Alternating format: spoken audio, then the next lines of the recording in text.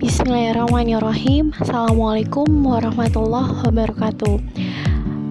Pada pertemuan kali ini, Bu Syifa akan mengulas kembali apa yang sudah dibahas 2 pekan terakhir ke belakang.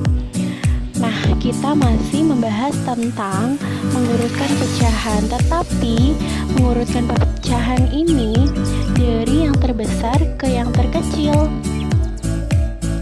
Nanti akan Bu Syifa bahas satu soal contoh, kemudian kalian mengerjakan soal setelahnya. Soalnya ini akan dijadikan sebagai soal ulangan harian dan hasilnya nanti akan dimasukkan sebagai nilai ulangan harian.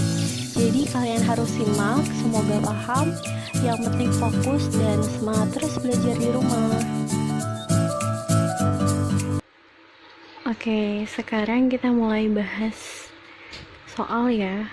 Jadi kita masuk ke contoh soal dari mengurutkan pecahan. Nah, kalau pekan kemarin kita bahas dari yang nilainya terkecil diurutkan ke yang terbesar, sekarang sebaliknya, nilainya yang besar diurutkan ke yang lebih kecil. Di sini Bu Syifa ada 4 jenis ya. Soal pecahan. Di sini ada pecahan campuran, di sini desimal, di sini pecahan apa? Iya, pecahan biasa. Nah, yang di sini adalah persen. Oke. Gimana cara mengerjakannya? Kemarin kita sudah sepakat bahwa untuk mengurutkan pecahan ini jenisnya harus disamakan terlebih dahulu. Nah, ini kan campuran, desimal, biasa, persen harus disamakan. Kemarin kita juga udah sepakat bahwa semuanya lebih mudah kalau dijadikan ke persen. Sekarang kita bahas ya. Pertama, 1/8. Oke, di sini Bu Syifa sudah tulis 1/8 dirubah ke persen. Ini kan pecahan campuran. Gimana ngubahnya? Harus ke pecahan biasa terlebih dahulu. 1 dikali 8 atau 8 kali 1 sama aja ya, ditambah 1. Jadi bawah kali samping ditambah yang atas. Nah, berapa hasilnya? 9. Kemudian per 8-nya sama ya. Oke, sekarang 8 ini kalau penyebutnya 8 ingin dijadikan 100, kalian udah pasti hafal dong, dikali berapa? 12,5. Kemudian yang 9 ini juga adil sama, kalau di bawahnya dikali 12,5, yang atasnya juga dikali 12,5. Oke, berapa hasilnya Bu Syifa? 9 dikali 12,5, hasilnya adalah 112,5. Oke, 112,5 tadi karena sudah per 100, jadi hasilnya 112,5%. Ya, ingat kalau pecahannya ada desimalnya, lihat angka di belakang koma. Kalau di sini angka di belakang komanya ada 1, maka hasilnya juga ikut ada 1 angka di belakang koma. Paham? Nah, lanjut kita bahas ke yang 1,2. Oke, di sini juga Bu Syifa sudah tulis 1,2. Ingat ya, angka berapapun selain 0 jika ingin dirubah ke pecahan biasa dulu itu harus ditulis. Jadi di sini ada angka 1 sama 2. Tulis 2 dan 1 atau 12 jadinya ya. Nah, karena 1 angka di belakang koma jadi per 10 terus di sini kan mau dijadikan per 100 atau persen. 10 kali berapa yang hasilnya per 100 nantinya? 10 kali 10, pintar banget. Nah, berarti yang 12 nya juga dikali 10, berapa hasilnya? 120. Maka di sini ditemukan hasilnya 120%.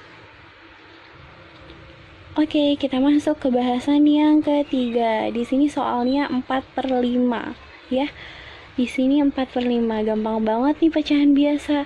Tinggal angka 4-nya langsung aja dikalikan dengan berapa biar hasilnya per 100.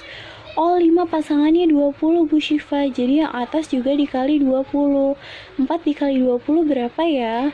4 dikali 2 aja deh. Gampang banget kan? Pasti kamu udah hafal hasilnya 8. Nolnya ikut. Jadi hasilnya 80 per 100. Nah, maka dapatlah 80%. Sekarang disuruh mengurutkan dari yang terbesar. Dari yang terbesar ke yang terkecil. Kita urutkan yuk. Nah, ini 112, ini 120, di sini 98% yang terakhir ya. Kenapa nggak kita hitung? Karena sudah persen. Nah, yang di sini 80%. Kira-kira yang paling besar yang mana ya? Oh ya, Bu Syifa mau mengingatkan bahwa kalau ada angka di belakang koma, kalian hanya fokus yang di sini saja, ya. Karena ini 112, berarti nilainya 112,5 itu setengah berarti kan. Nah, 112 sama 120 lebih besar mana ya? Jelas dong, 120. Oke, yang kedua berarti ini dong. Nah, yang ketiga kita bandingin. Di sini kan 98% ya. Nah, di sini 80%. Berarti lebih besar yang mana? Oh, lebih besar yang 98% Bu Syifa. Berarti ini yang ketiga. Nah, sekarang tinggal 80% deh. Udah pasti dong yang paling kecil. Nah, sekarang kita urutkan. Bu Syifa sudah tulis nih. Jadi yang pertama kita tulis soalnya berapa paling besar? 1,2. Kemudian yang kedua 1/8. Oke, kita tulis 1/8. Kemudian yang ketiga, karena soalnya 98%, kita tulis lagi 98%. Nah, yang keempat ini 4/5. Kita tulis soalnya ya. Sudah selesai. Gimana, bisa dipahami?